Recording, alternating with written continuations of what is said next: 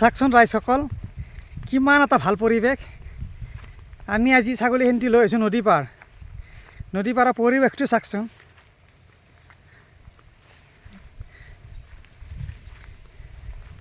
ছাগলীয়ে ছাগলী এই খায়ে খাবনে?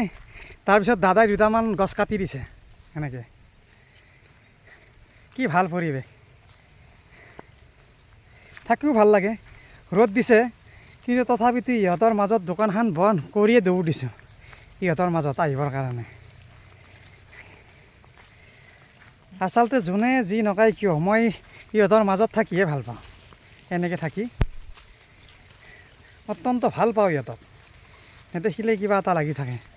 চাওকচোন, এইজনী আমাৰ সিদিনা ৰাক্ষসী, 3টা পোৱালি দিছে। সুন্দৰ সুন্দৰ 3টা পোৱালি দিছে।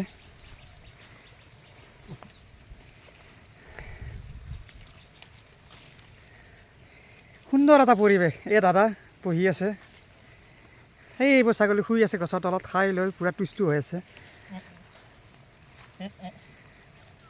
সুন্দৰ সুন্দৰ।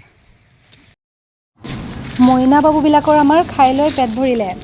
পেট ভৰি এতিয়া সিহঁতে একেলগে গোট খাই পেলাই ঘৰলৈ উভতিছে। মোৰ এইখিনি সময় বিৰাট ভাল লাগে তাৰমানে। কিয়? কাৰণ ইহঁতৰ মাজত মই একতা দেখা পাওঁ, যিটো একতা আমাৰ মানুহৰ মাজত নাই। একদম ফেভৰেট টাইম, ইমান ভাল লাগে হয়নে?